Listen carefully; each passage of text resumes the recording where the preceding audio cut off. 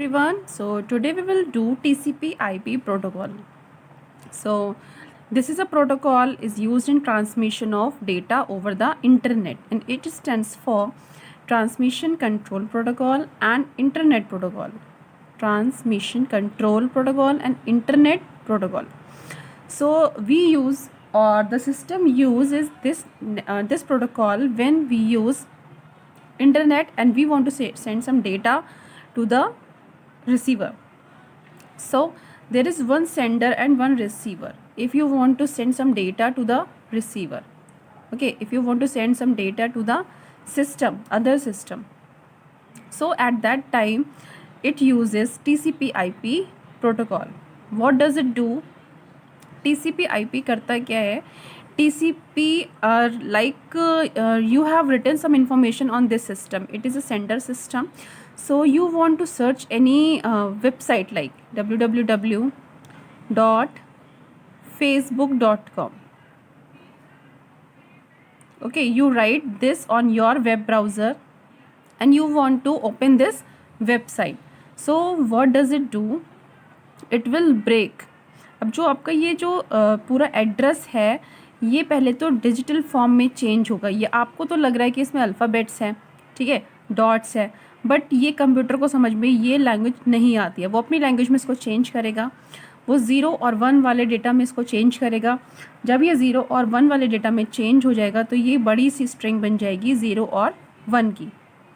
Okay, then अब TCP का काम क्या होगा? टीसीपी इसको पैकेट्स में कन्वर्ट करेगा. इस पूरी इन्फॉर्मेशन को, पैकेट्स होते हैं, ब्लॉक्स होते हैं जिसमें ये पूरी इन्फॉर्मेशन को कंटेन करेगा. लाइक कुछ बिट्स इसमें आ जाएंगी, कुछ बिट्स यहाँ पर आएंगी, कुछ बिट्स अगले पैकेट में आएंगी. तो इनको जो ब्लॉक्स बनते हैं, इन्फॉर्मेशन के जो ब्लॉक्स बनते हैं, इनको हम बोलते हैं पैकेट्स.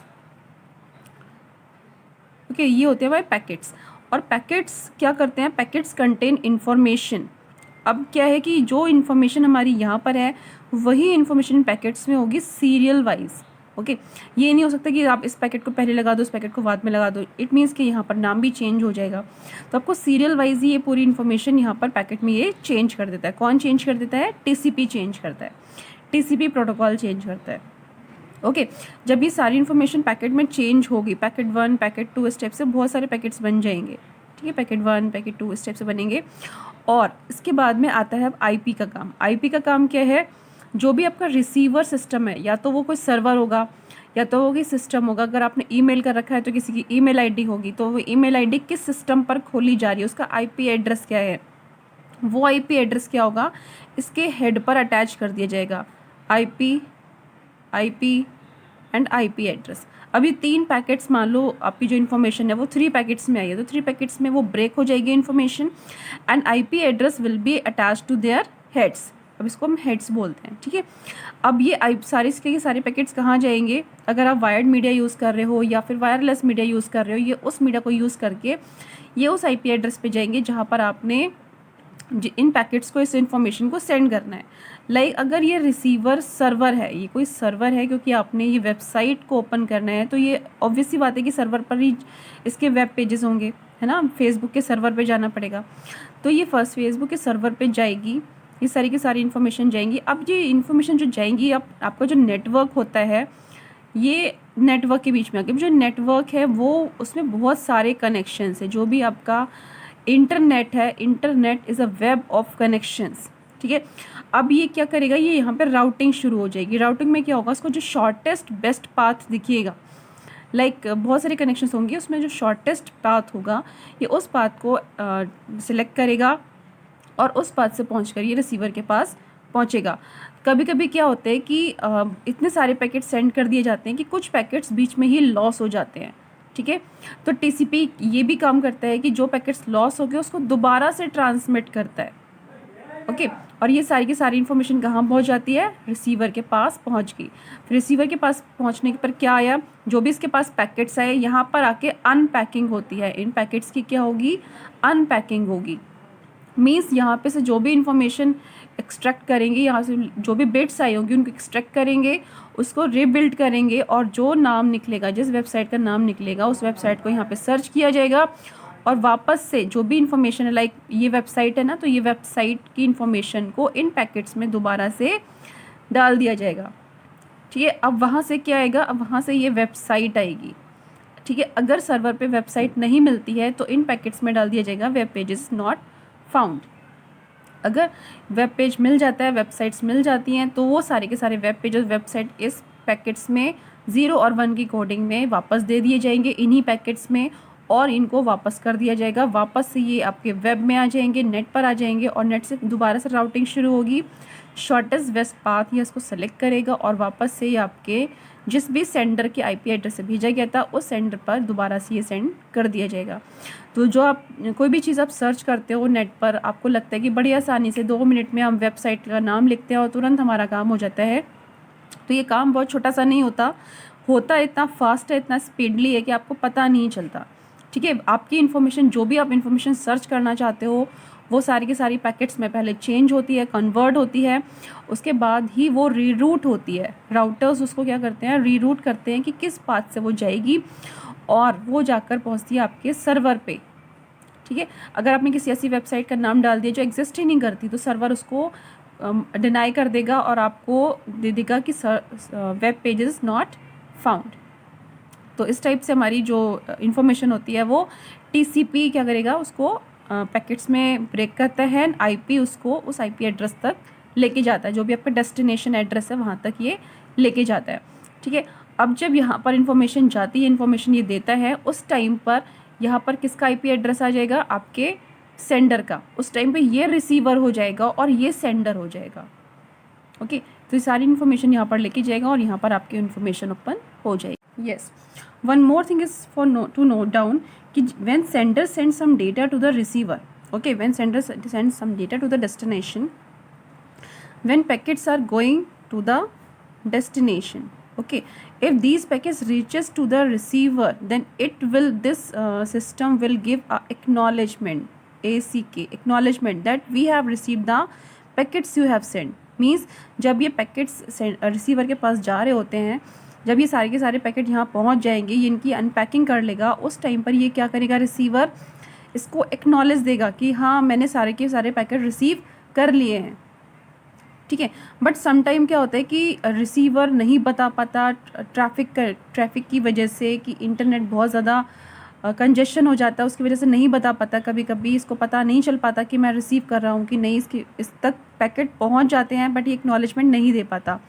तो सेंडर क्या करता है, जो सेंडर वाला सिस्टम है वो सारे के सारे पैकेट दोबारा से ट्रांसमिट कर देता है।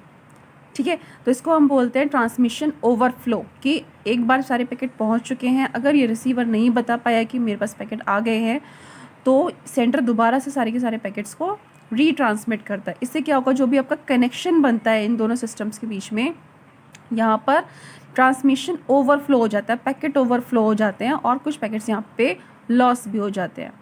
ठीक है, समटाइम्स क्या होता है कि सेंडर ने रिसीवर को कुछ डेटा सेंड किया, पैकेट्स जा रहे हैं, बट बीच में क्या हुआ, कुछ कनेक्शन ब्रेक हो गया।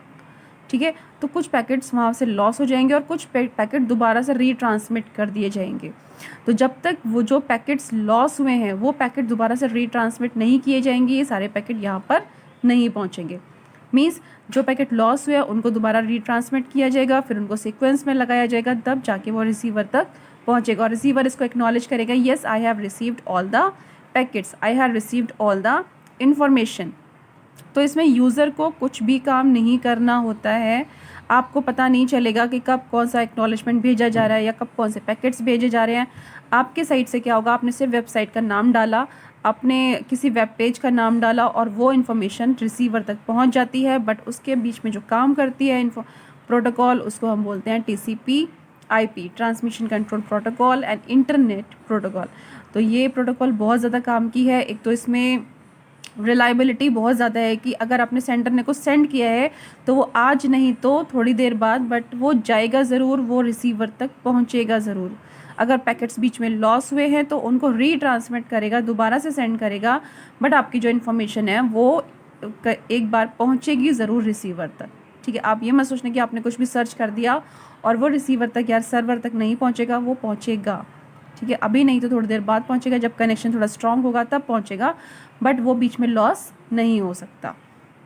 Call is user protocol is UDP, user datagram protocol. Okay, अब इसमें क्या होता है, ये भी ट्रांसमिशन के लिए काम में लाई जाती है। अगर यहाँ पर एक सेंडर है जो कि सेंड करना चाहता है कुछ डेटा रिसीवर को, जो यहाँ पर रिसीव करने के लिए एक सिस्टम है, इसको कोई डेटा सेंड करना चाहता है। ओके, अब ज़रूरी नहीं है कि दोनों जो सिस्टम्स हैं एक साथ ही रखे होंगे, ये ओवर द इंटरनेट यूज़ की जाती है, तो ये सिस्टम कहीं पर भी हो सकते हैं, 2 कंट्रीज़ में भी हो सकते हैं, ये सेम रूम में भी हो सकते हैं, या सेम सिटी में भी हो सकते हैं, या डिफरेंट सिटी में भी हो सकते हैं, कहीं पर भी हो सकते हैं। ओके, तो UDP में क्या होता है, जो जैसे कि यहाँ पे कोई सेंडर ने डेटा सेंड किया, ठीक है, तो ये डेटा यहाँ पर रिसीवर के पास जा रहा है, तो रिसीवर के पास पहुँच रहा है नहीं पहुँच रहा है, रिसीवर इसको एक्नॉलेजमेंट नहीं देगा, पहली चीज़। ठीक है, दूसरी चीज़ कि जो आपका UDP होता है ये रियल टाइम में काम करता है। मीन्स कि अभी सेंटर ने डेटा सेंड किया, रिसीवर ने देखा, रिसीवर तुरंत उसका रिप्लाई करेगा, फिर ये उसका रिप्लाई करेगा, रिस्पांस एंड रिक्वेस्ट चलती रहती है कंटिन्यूसली। ये रियल टाइम सिस्टम में काम करते हैं। ऐसा नहीं होता कि सेंटर ने अभी डेटा सेंड कर दिया और रिसीवर ने 1-2 दिन के बाद उसका रिप्लाई किया। जबकि TCP में क्या होता है, सेंटर ने अगर डेटा सेंड कर दिया है तो उसको वो तुरंत रियल सिस्टम में यूज़ ना करके वो उसको कभी भी चेक करेगा और उसका रिस्पॉन्स बाद में भी दे सकता है। ओके, ये रियल टाइम सिस्टम में काम नहीं करता है, UDP रियल टाइम सिस्टम में काम करता है। ओके, लेकिन यहाँ पर इसका एडवांटेज क्या है TCP का जो भी पैकेट सेंड किए जाते हैं वो कभी ना कभी पहुँचेंगे और रिसीवर उसको एक्नॉलेज भी करेगा। ठीक है, यानी कि जो भी आपकी रिलायबिलिटी है सिस्टम को सेंड करने की, वो कंफर्म हो जाएगी कि वो डेटा कभी ना कभी सेंड करके पहुंच जाएगा। बट यहाँ पर वो रिलायबिलिटी नहीं होती है। सेंडर ने अगर डेटा सेंड किया है तो हो सकता है कि कुछ डेटा पैकेट्स बीच में लॉस हो जाए, ठीक है, या फिर उनका जो सीक्वेंस है वो चेंज हो जाए, या फिर वो वहाँ तक पहुँचे ही नहीं। तो ये रिलायबिलिटी हमारी UDP में नहीं होती है, TCP में होती है। तो ये था आपका TCP एंड IP का पूरा प्रोटोकॉल का explanation. Hope you have understood.